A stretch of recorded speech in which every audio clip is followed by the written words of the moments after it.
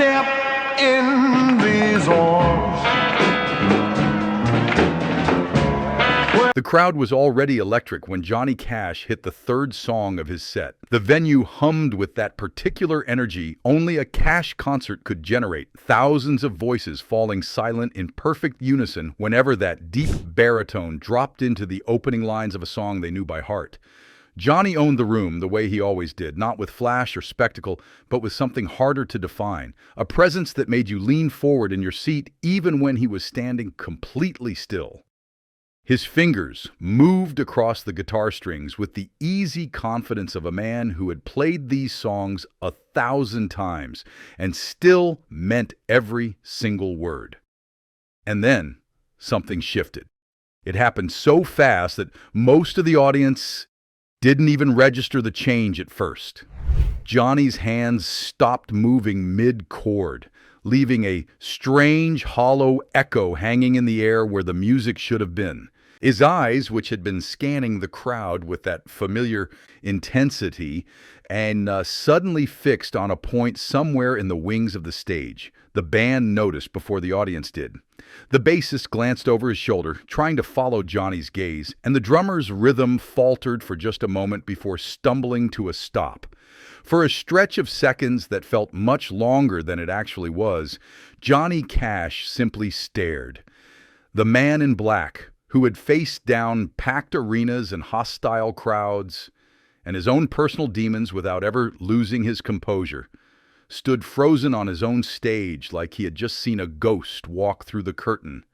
Because in a way, he had. Walking toward him from the shadows of the wings, uninvited and completely unannounced, was Elvis Presley. Not Elvis the cultural icon or Elvis the movie star or Elvis the name that appeared on marquees around the world. Just Elvis, moving through the darkness with a walk that Johnny would have recognized anywhere, that distinctive rhythm that always seemed caught somewhere between swagger and vulnerability. He wasn't dressed for a public appearance. He wasn't surrounded by his usual entourage. He was just there, appearing out of nowhere in the middle of Johnny's show, and the look on his face made it clear this wasn't a surprise visit meant to delight the crowd. Something was wrong. The people standing close enough to the stage to catch a glimpse of what was happening would later describe the expression Elvis wore that night, and their descriptions always circled back to the same word: desperate. Not the playful desperation of a performer working a crowd, but something rawer and more unsettling. Elvis Presley, the man who could charm his way through any room on earth, looked like someone who had run out of places to go and people to call. Back to a small recording studio in Memphis where the Tennessee summer heat pressed against the windows, and two young men from broken homes realized they were speaking the same language without ever having to explain themselves. Sun Records in the mid-1950s was a cramped, sweltering room where dreams either caught fire or died quietly in the corner. Sam Phillips had an ear for something raw and unpolished, something the radio hadn't worn smooth yet, and he heard it in both of them. Elvis walked in with that hip-shaking rebellion that made parents nervous and teenagers forget how to breathe. Johnny carried something darker, a low, steady rumble in his voice that sounded like a man who had already buried parts of himself and learned to keep walking anyway.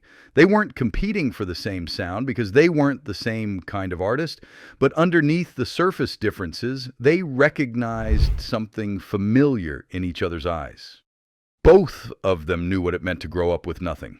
Elvis had spent his childhood in Tupelo, living in houses that barely qualified as shelter, watching his mother work herself hollow, trying to keep food on the table. Johnny had picked cotton in Arkansas until his hands bled, dreaming of any life that didn't involve staring at the same dirt fields until he died.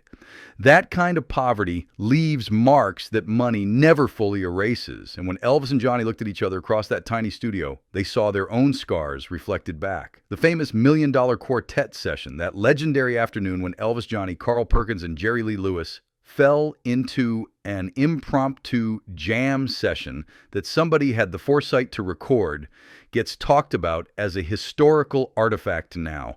But what made that moment special wasn't the music they played or the harmonies they stumbled into. It was the ease of it. The way four young men who were about to change American culture could still just be themselves in a room together, laughing and messing around and finding their way into gospel songs their mothers had taught them. Before the fame built walls around each of them, they had this brief window where friendship didn't require negotiation or handlers or carefully scheduled appearances. As the years passed and their careers exploded in different directions, Elvis and Johnny fought remarkably similar battles against remarkably similar demons. Johnny would later speak with brutal honesty about his amphetamine addiction, about the years he spent walking through what he called a living death, destroying his marriage and his health, and nearly everything that mattered. He didn't hide from those stories because he understood that the hiding was part of what almost killed him. Elvis fought the same war in greater silence. The people surrounding him built a fortress of enablement that kept the truth at a comfortable distance, handing him whatever he needed to keep performing, keep touring, keep generating the revenue that everyone around him depended on. Where Johnny had June Carter physically flushing his pills and refusing to let him disappear into the darkness, Elvis had an entourage that smiled and nodded and never once told him he was dying in front of their eyes. But even across that distance, across the different trajectories their lives had taken, something essential remained between them. Johnny never saw Elvis as competition or as the bigger star whose shadow he stood in. He saw his friend from Memphis, the kid who had been just as scared and just as hungry, who understood what it cost to pour yourself into a microphone night after night until there was nothing left.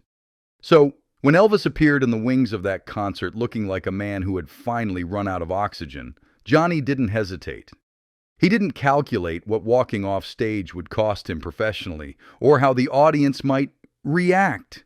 He simply went to his friend because that's what you do when someone you love shows up bleeding, and the weight of what Elvis carried that night would stay with Johnny for the rest of his life. The silence that fell over the venue when Johnny walked away from the microphone carried a strange, uncomfortable weight. Audiences at a Cash concert expected intensity, even unpredictability, but this was something else entirely. The band stood frozen at their instruments, exchanging confused glances while trying to read a situation none of them had prepared for. The murmuring grew louder as people in the front rows caught glimpses of the figure Johnny was walking toward, and whispered recognition began spreading through the crowd like a current. By the time Johnny reached the wings, Elvis had already stepped further back into the shadows, almost as if the brief visibility had been too much exposure. Up close, away from the stage lights and the audience's hungry stares, Johnny could see what the distance had hidden. His friend looked hollowed out in a way that had nothing to do with physical exhaustion. There was something behind Elvis's eyes that Johnny recognized immediately because he had seen it in his own reflection during the darkest years of his addiction. That particular emptiness that comes when a person has been running on fumes for so long, they've forgotten what solid ground feels like. No one knows exactly what words pass between them in those moments backstage. The handful of crew members who witnessed the exchange later described hushed tones and a conversation that felt too private to overhear, so they deliberately stayed back and gave the two men space. What everyone agreed on was the body language, the way Johnny placed his hand on Elvis's shoulder and kept it there, steady and grounding, like he was trying to anchor his friend to something real before he drifted away completely. The concert resumed after several long minutes, and Johnny returned to the stage with an apology so brief it barely qualified as an explanation. He picked up his guitar and launched into the next song as if nothing had interrupted the evening, but the people who watched him closely for the rest of that performance saw something different in his presence. His voice still filled the room and his fingers still found the right chords, but his focus had fractured. Part of him was still backstage, still standing with the man who had appeared out of nowhere, carrying a weight that seemed too heavy for one person to hold. What drove Elvis to that particular act of desperation has been the subject of quiet speculation for years. This period of his life was marked by an escalating isolation that even the constant presence of his entourage couldn't mask. The touring schedule had become relentless, a machine that demanded more from him than any human body could sustainably give. The pills that helped him perform were slowly becoming the pills he couldn't function without, and the people around him had grown so dependent on his continued productivity that honest intervention had become almost impossible. Elvis had reached the point where genuine human connection felt like a foreign language he had once spoken fluently but could no longer remember. The friends from before fame had been replaced by employees and hangers-on. The family relationships that might have grounded him had grown complicated and distant, and the women who passed through his life, no matter how much they cared for him, could never fully reach the man hiding behind the performance of being Elvis Presley. Johnny Cash represented something that barely existed in Elvis's world anymore. Here was a man who had known him before the mythology took over, who remembered the hungry kid from Memphis with more clearly than the icon who had replaced him. Johnny had also walked through fire and survived it, which meant he could look at Elvis without judgment or agenda. He wasn't going to lecture or enable or pretend everything was fine. He was simply going to be present, which might have been the rarest gift anyone could offer Elvis at that point in his life. Whatever hope that night carried, whatever lifeline Johnny tried to extend in those backstage moments, it wasn't enough to change the trajectory that had already been set. And when Johnny finally received the news from Memphis years later, the memory of his friend appearing in the wings of that concert became something he would carry like a stone in his chest, a reminder that sometimes love shows up too late to save anyone. In the years that followed that strange night, Johnny Cash rarely spoke about what happened when Elvis appeared uninvited at his concert. When interviewers pressed him about their friendship or asked for colorful anecdotes about the king of rock and roll, Johnny would offer the same polished stories everyone had already heard. Safe memories from the Sun Records days that revealed nothing too personal. But occasionally, in unguarded moments, something heavier would slip through. His voice would drop into a different register, and you could hear the texture of genuine grief underneath the words. Johnny talked about Elvis the way you talk about someone you failed, even when the failure wasn't really yours to own. He spoke about a friend who deserved a different ending, about talent so enormous and so isolating that it became a kind of beautiful prison with no visible doors. What haunted Johnny wasn't the memory of Elvis at his peak, all confidence and charisma, and that voice that could make strangers fall in love. What haunted him was the memory of Elvis in the shadows that night, reaching out across the vast loneliness of his life for someone who might still recognize the person he used to be. The contrast between how these two men met their endings tells you everything about what really destroys people in the spotlight. Johnny Cash died in September 2003, 4 months after losing June Carter, and everyone who knew him understood that her death had simply made him ready to go. But here's what matters about Johnny's final chapter. He spent those last years creating the most brutally honest music of his entire career, sitting alone with his guitar and staring directly into the darkness without flinching. The American Recordings album stripped away everything except truth, and Johnny faced his own mortality with the same unflinching courage he had brought to every other battle in his life. He died as himself, not as a character, not as an industry product, but as John R. Cash, a man who had made his peace with every sin and every scar. Elvis died in August 1977, alone in a bathroom at Graceland, surrounded by people who had stopped seeing him clearly years earlier. He was 42 years old, which means he spent less time on this earth than most people get. And yet, he had been carrying the weight of being Elvis Presley for so long that his body simply couldn't sustain it anymore. The official cause of death pointed to his heart, but everyone who loved him knew the truth was more complicated. Elvis had been disappearing for years, retreating further into isolation and medication and a schedule that treated him more like a machine than a man. When the news reached Johnny, the grief that followed was tangled up with something that never fully released its grip on him. He kept returning to that night at the concert, to those moments backstage when Elvis had reached out and Johnny had tried to hold on.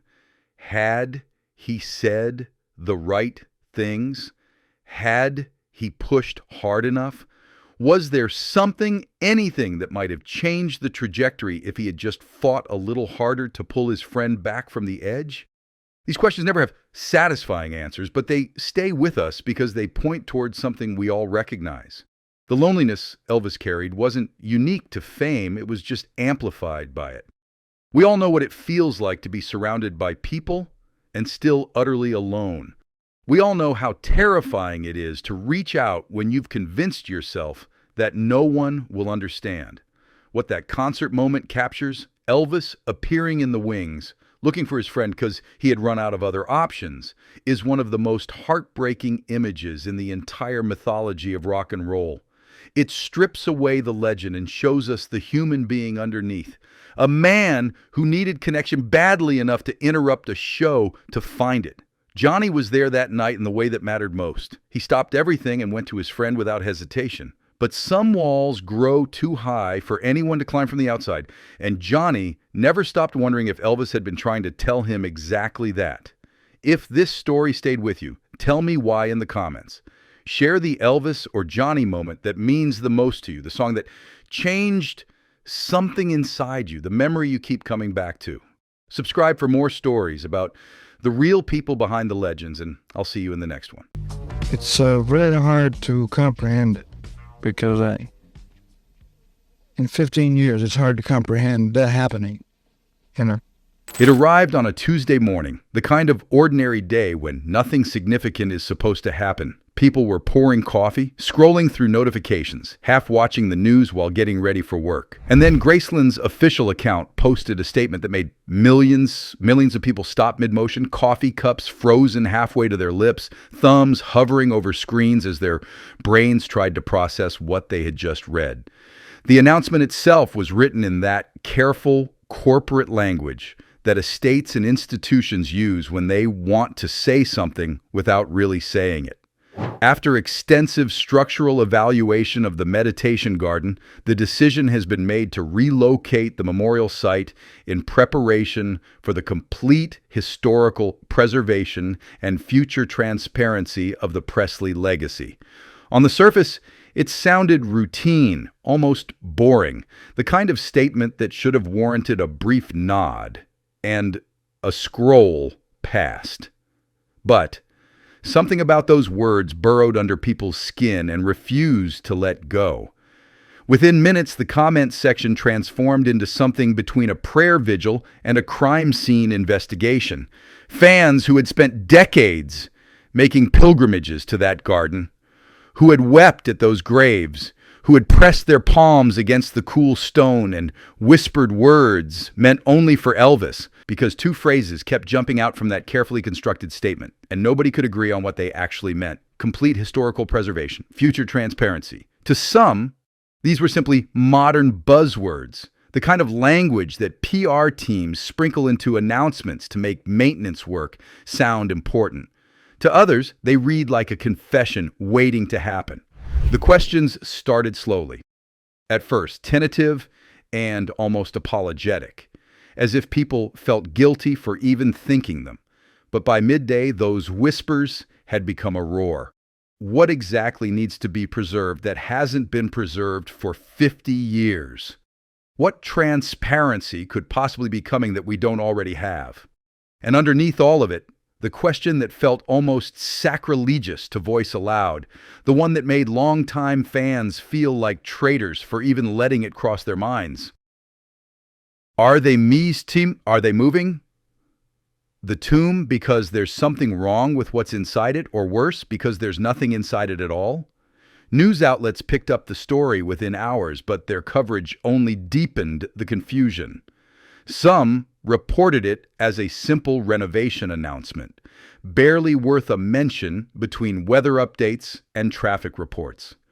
Others treated it like the opening chapter of something much larger, interviewing body language experts and estate attorneys and anyone who might offer a theory about what Graceland was really trying to say. The split in coverage reflected the split in the fan base itself, a divide between those who wanted to protect Elvis's memory from what they saw as disrespectful speculation, and those who felt they had been lied to for decades and finally smelled the truth leaking through the cracks. What made this moment different from the countless Elvis is alive theories that have circulated since 1977 was the source. This wasn't a blurry photograph from a gas station in Michigan. This wasn't a second-hand story from someone who swore their cousin's neighbor saw him at a Burger King in 1984. This was Graceland itself, the very institution that had spent nearly 50 years maintaining the official narrative, suddenly using language that seemed to acknowledge there might be more to the story. The estate had always been meticulous about controlling Elvis's legacy, about deciding what the public knew and when they knew it. So when they mentioned future transparency, people who had studied their communications for years felt a chill run down their spines. Graceland doesn't tease revelations. Graceland doesn't hint at secrets. Something had changed. For millions of fans around the world, this wasn't about celebrity gossip or conspiracy entertainment. Elvis Presley exists in their lives as something far more personal than a famous singer who died before many of them were born. He's the song that was playing when their parents fell in love. He's the voice their grandmother hummed while cooking Sunday dinner. He's the poster on a teenage bedroom wall from a time when the world felt simpler and music felt like magic.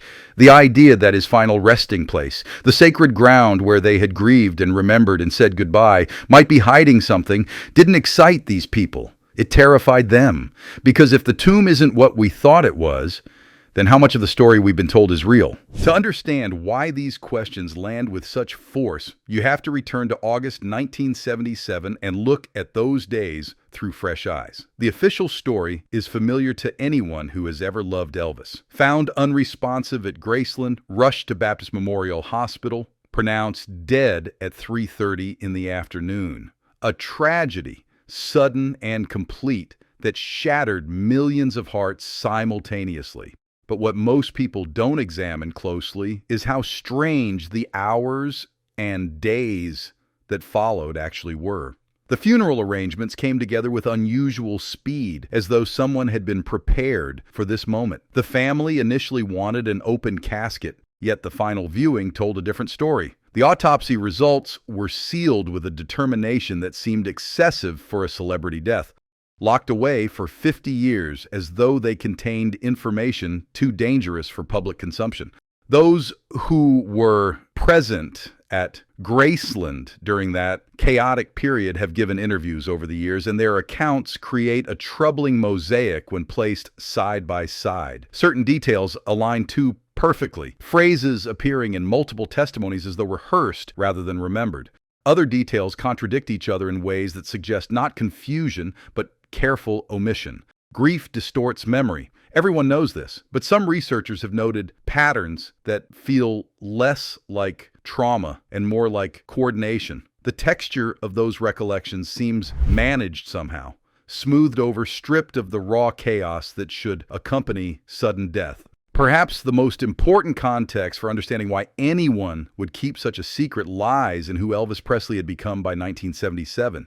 This was not a man enjoying his success from a place of peace and security. He was exhausted beyond what most people can imagine, medicated to a degree that frightened those closest to him, and increasingly paranoid about threats, both real and imagined. Multiple credible sources have documented his fear of kidnapping. His growing distrust of certain business associates, his desperate longing for a life that didn't feel like a beautiful prison. The spotlight that made him famous had become a cage he couldn't escape, and everyone around him knew it. If he had somehow found a door out of that cage, a way to step off the stage permanently and disappear into a quieter existence, would the people who truly loved him have dragged him back into the chaos? Or would they have done exactly what love sometimes requires, protecting him from the world that was slowly killing him, even if it meant lying to millions of people who adored him? The letter from the former employee offered no answers, only these haunting questions wrapped in decades of silence. But its appearance, coming so close to the tomb relocation announcement, felt like more than coincidence to those paying attention. Because 3 days after the story began spreading, something unusual happened at Graceland itself. The estate's social media accounts went completely dark without explanation, and when they returned online, 48 hours later, the original announcement had been quietly edited. The phrase that had sparked so much speculation, future transparency, had been removed entirely. In the age of screenshots, nothing truly disappears from the internet. The original announcement, with its provocative phrase about future transparency, had been captured, shared, and analyzed by millions before anyone at Graceland thought to change it. And now the estate had done something they almost never do, something that revealed more than any press release ever could. They had shown the world they were nervous about what those words implied. The edit itself was subtle, almost surgical in its precision. The same basic information remained, the same institutional tone, the same carefully constructed language about preservation and structural concerns. But those two words that had ignited imaginations across the globe were simply gone, replaced with vaguer language about honoring the legacy. For an estate that had spent decades managing every detail of Elvis's public image with extraordinary discipline, this quiet revision felt like watching someone hastily hide evidence they hadn't realized was visible. What emerged in the following weeks wasn't organized by tabloid journalists or professional conspiracy theorists. It began with longtime Elvis fans, many of them elderly, many of them sharp-minded researchers and retired professionals who had spent their lives developing skills in analysis and investigation. They had visited Graceland countless times, studied every documentary, read every biography, and knew the official story better than most historians. And now they started comparing notes, cross-referencing details, reaching out to others who had worked at or around the estate over the decades. The patterns they discovered shouldn't have been there.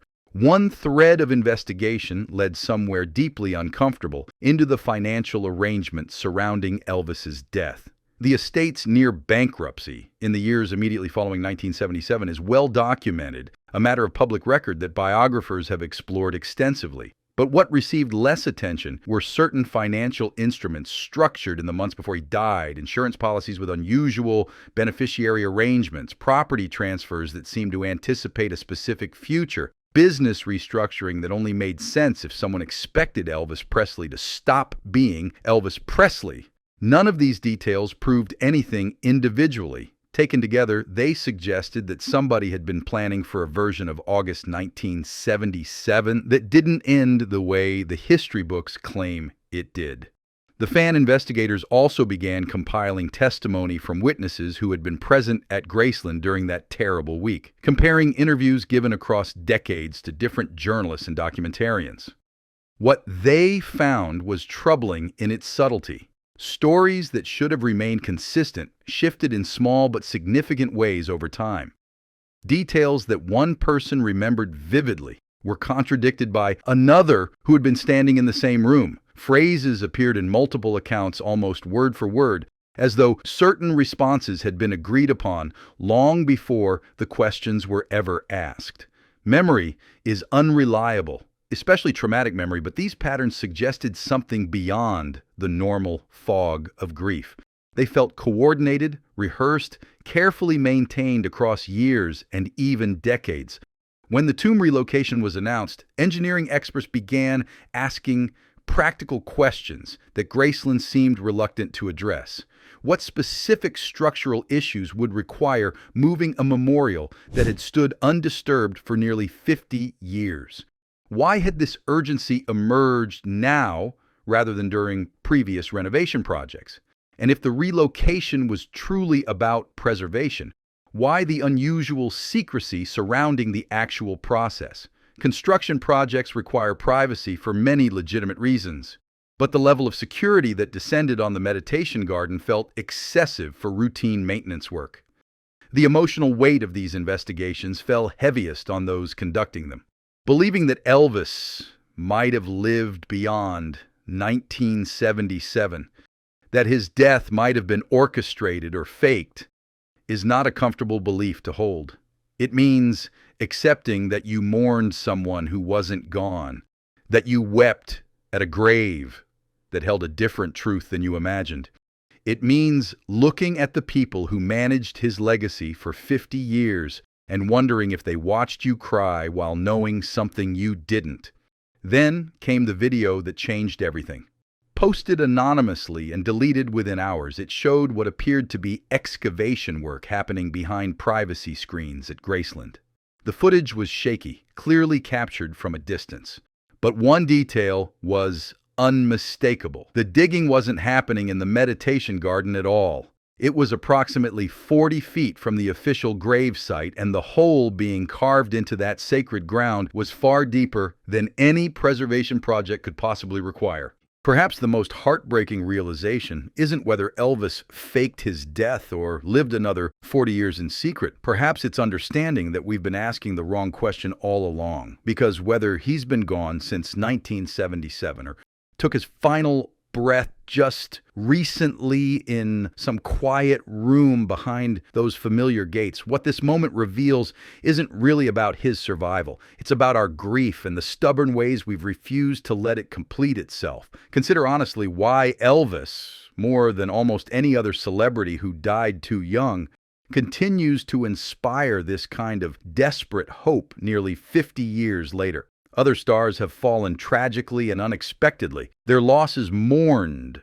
and eventually accepted by those who loved them. Yet few generate the same persistent conviction that they might still be out there, living quietly beyond the reach of cameras and demands. Something about Elvis, specifically his vulnerability beneath the bravado, his obvious suffering during those final years, his sense of being trapped by the very success that defined him, makes us unable to accept his ending. We don't just miss his voice. We feel like we failed him somehow, and believing he's alive offers us another chance to get it right.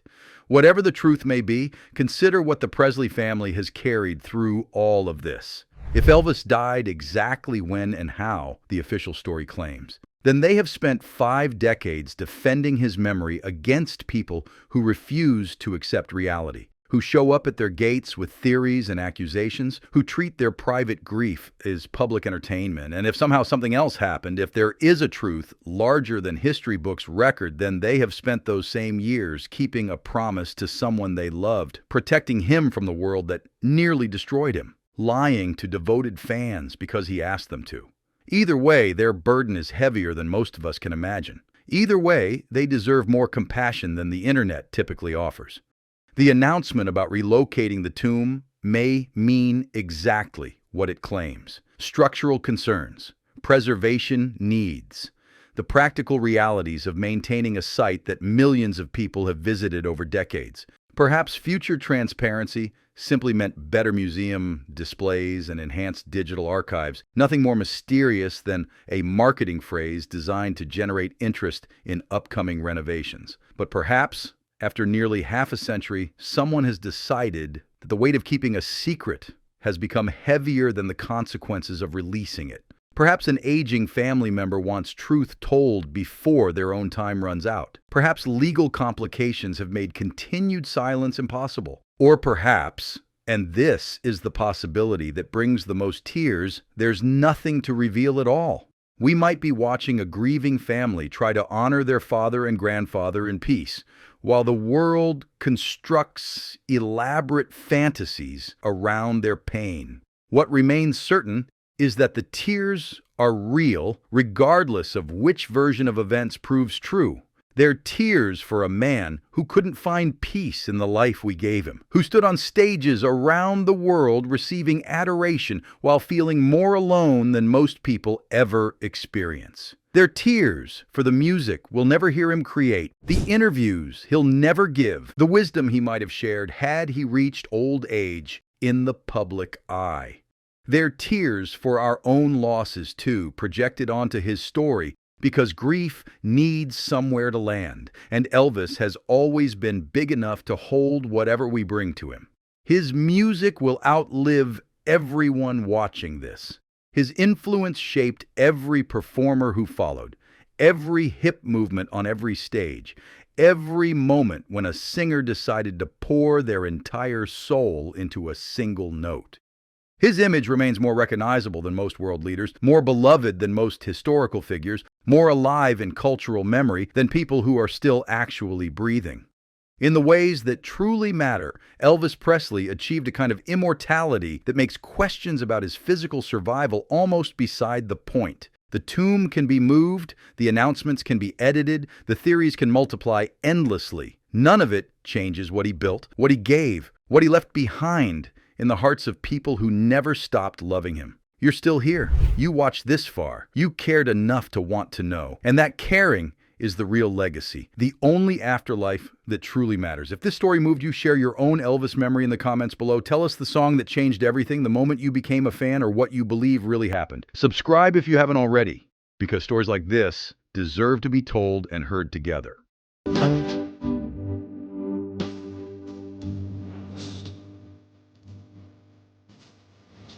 Elvis Presley's last words will leave you speechless.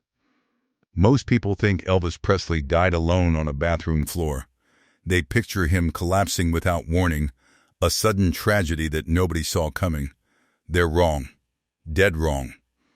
And what he said in those final hours, the words that escaped his lips before the world lost its king, will change everything you thought you knew about the man behind the legend. August 15th, 1977. Graceland sits heavy under the Memphis summer heat, and inside those walls, something terrible is brewing. The mansion that millions dream about visiting feels more like a mausoleum tonight. Elvis knows it. He's known it for weeks, maybe months. The people around him keep smiling, keep nodding, keep pretending everything is fine. But Elvis Presley has been saying goodbye, and nobody wants to listen. Picture this estate at 2 in the morning. The lights are dim, the air conditioning hums against the August humidity, but there's a coldness here that has nothing to do with temperature. Elvis wanders these halls like a ghost rehearsing for his own haunting. He hasn't slept properly in days.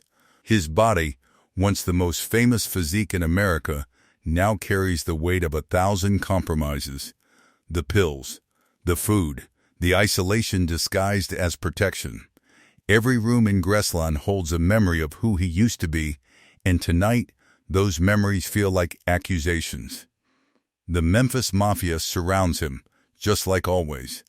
These are the men who call themselves his friends, his protectors, his brothers. But let's be honest about what they really are. They're satellites locked in orbit around a dying star, too afraid to get close enough to help, too dependent to ever pull away. They see Elvis deteriorating night after night. They watch him swallow handful after handful of medication. They hear him talk about death with increasing frequency. And what do? They nod. They smile. They tell him what he wants to hear and cash their checks every week. This isn't friendship. This is complicity in slow motion. But here's what haunts me about that final night. Elvis wasn't oblivious to what was happening to him. This wasn't a man stumbling blindly toward his own destruction. He was terrified, and he was trying to tell everyone around him that the end was coming. In the weeks leading up to August 16th, Elvis had been having conversations that should have set off alarms throughout that mansion. He talked about his mother Gladys and how he missed her. He talked about whether people would remember him when he was gone. He talked about being tired in a way that went so far beyond physical exhaustion that it should have made everyone in that house stop and really look at him. Nobody did. Or maybe they looked and just couldn't face what they were seeing. At 10:30 that night, Elvis did something strange. He visited his dentist. Think about that for a moment. Who goes to the dentist at 10:30 at night? Some people say he needed work done before his upcoming tour. Others suggest he was seeking medication through yet another avenue. But I think there's something else going on here. I think Elvis Presley was trying to fix things, trying to put himself together in whatever small ways he still could, like a man straightening his tie before walking into his own funeral. He came back to Graceland after midnight. Ginger Alden, his girlfriend, was there waiting. She was 20 years old, practically a child compared to the 42-year-old king who had lived more life than most people could imagine. They talked that night. Elvis was restless, agitated, unable to settle into anything resembling peace.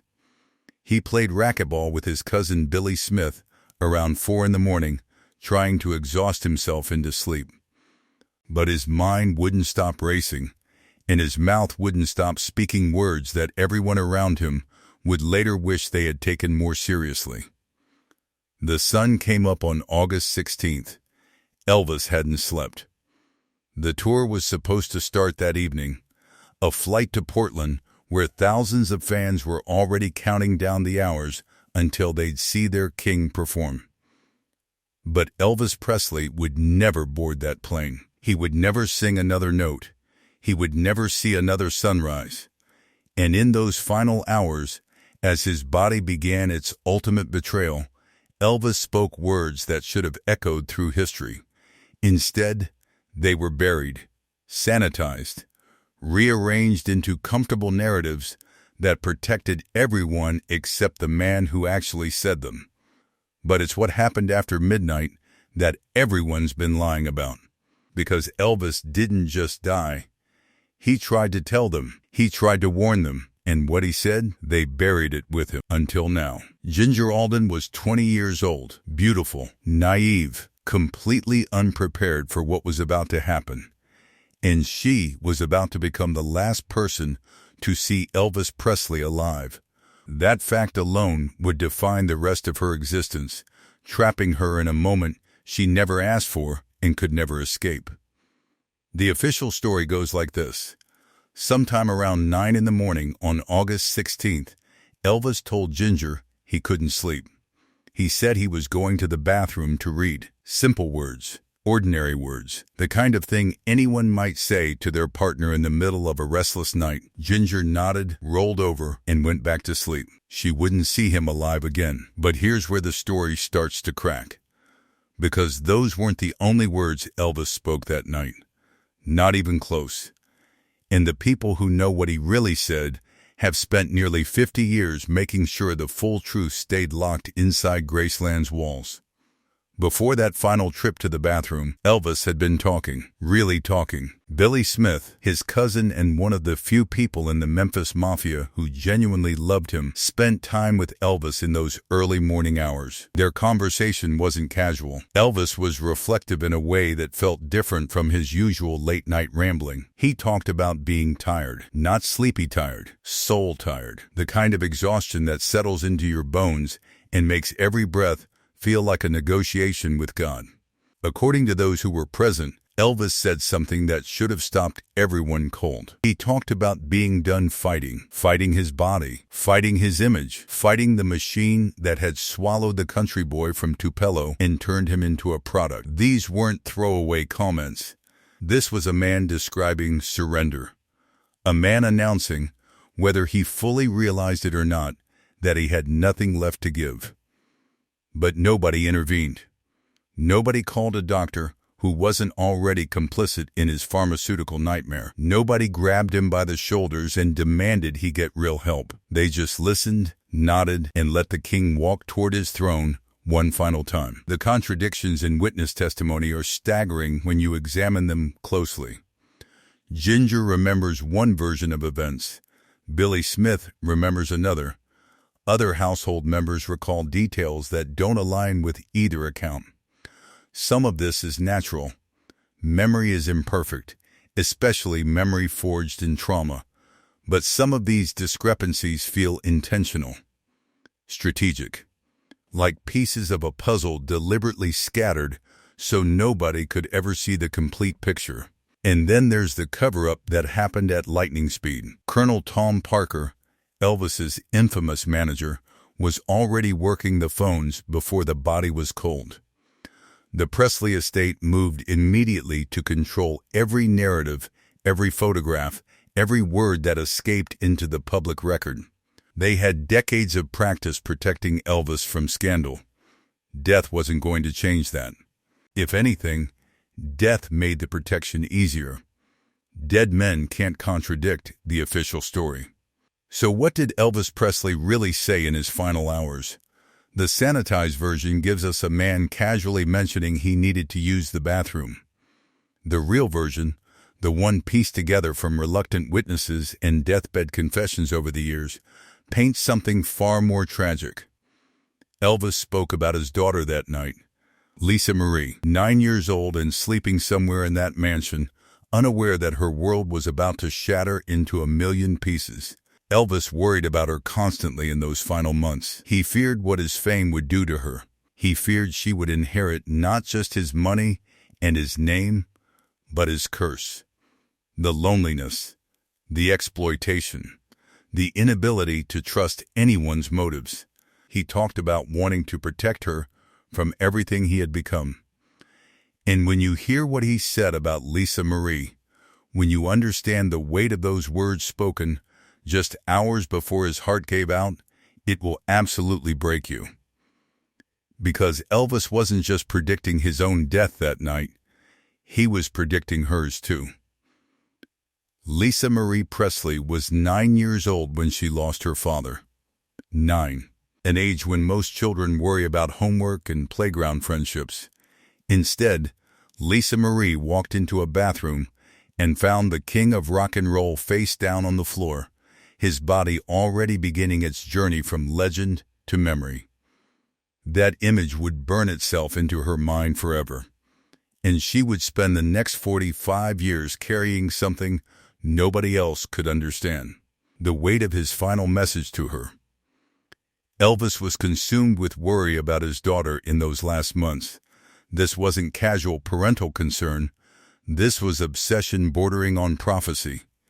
He told multiple people within his inner circle that Lisa Marie would never escape what he called the curse of being his child. Think about that language for a moment. Curse, not blessing, not privilege. Elvis Presley looked at his legacy and saw it as something that would hunt his daughter for the rest of her life. He talked about protecting her from the industry, from the vultures who would circle her fortune, from the impossible expectations of carrying his name. Most haunting of all, he talked about protecting her from himself, from becoming him, from inheriting the demons that were slowly killing him night after night in that Memphis mansion. Lisa Marie spent decades in interviews describing a father who seemed to know his time was ending. She recalled moments of unusual tenderness in those final weeks, conversations that felt heavier than a 9-year-old could fully process. Elvis would hold her and say things that only made sense years later, after she had lived enough life to understand what goodbye sounds like when someone lacks the courage to say the actual word.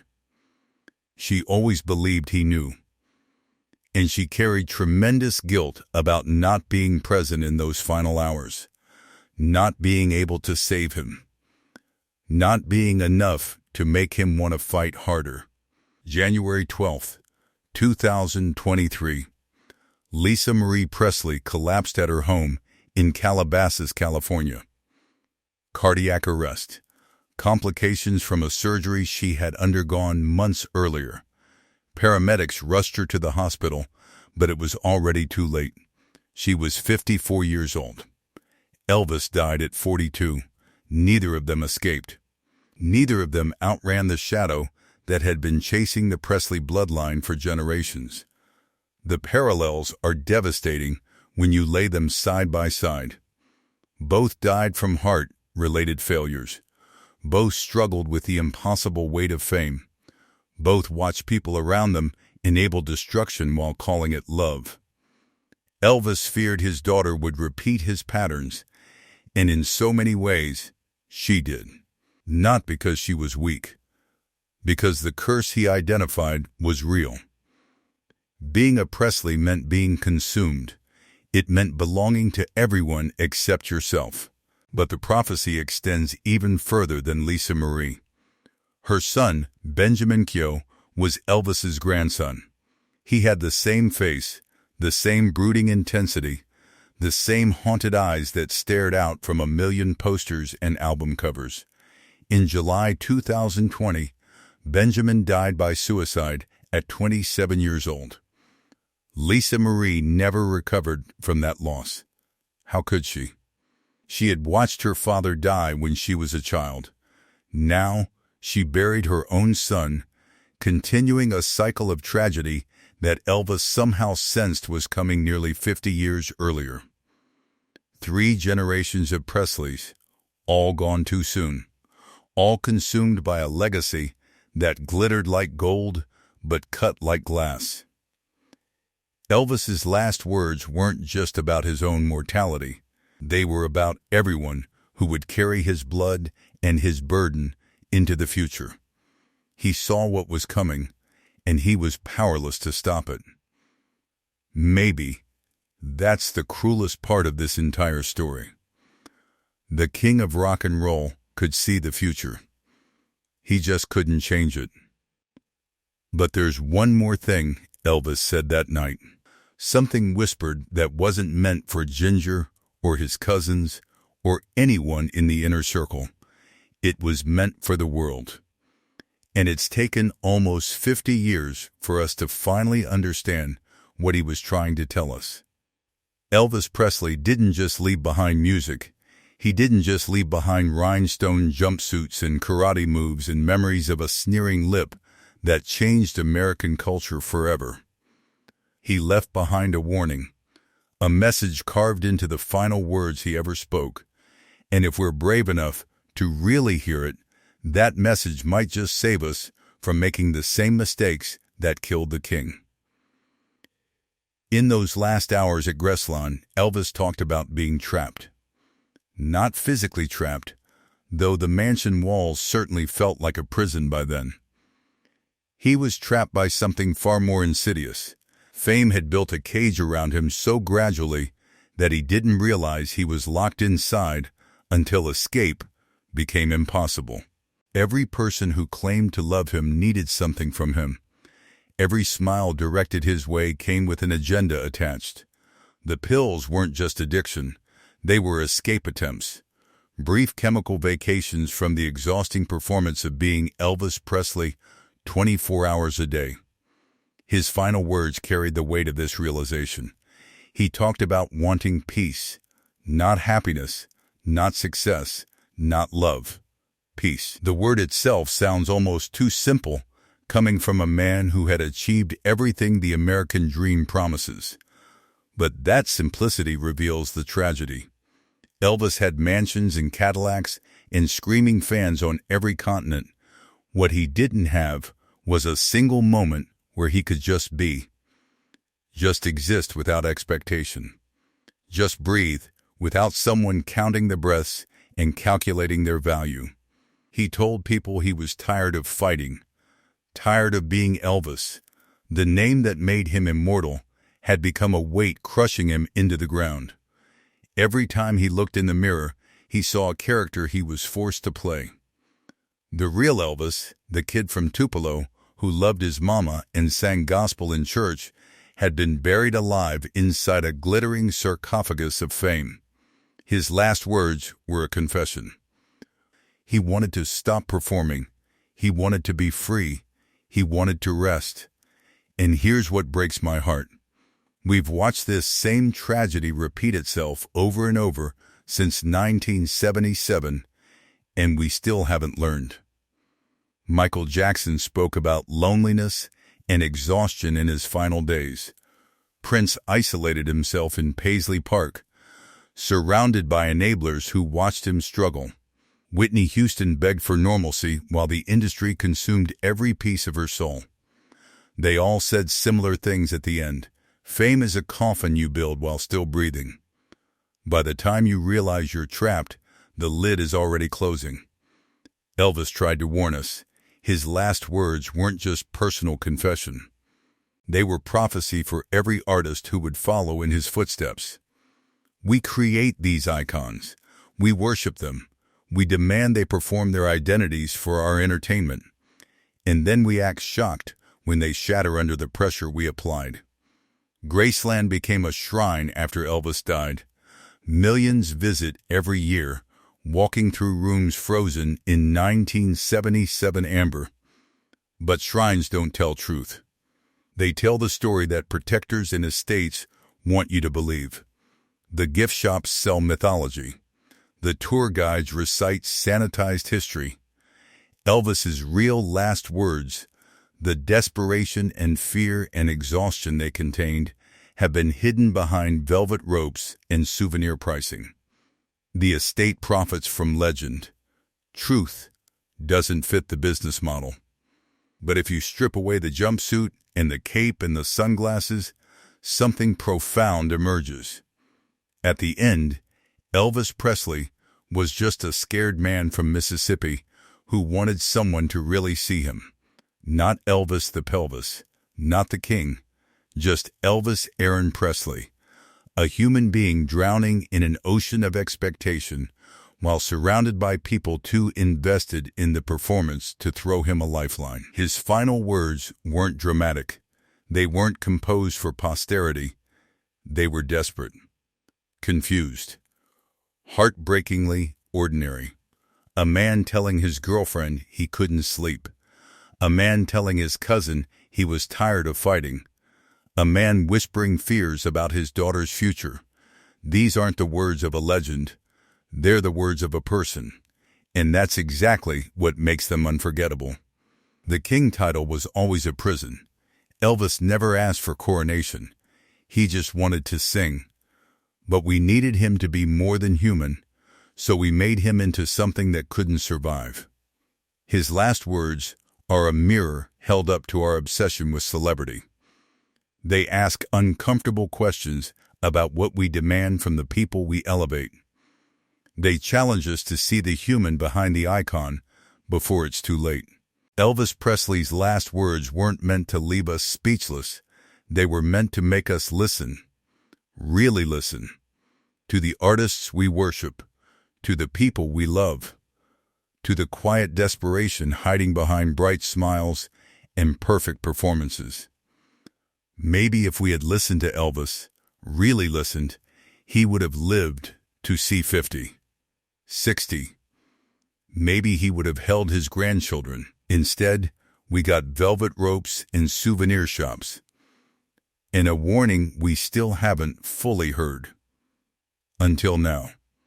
If this story moved you, hit subscribe and tap that notification bell so you never miss what we uncover next. Drop a comment telling me which celebrity's untold final words you want explored. Share this with someone who loves Elvis. And I'll see you in the next one.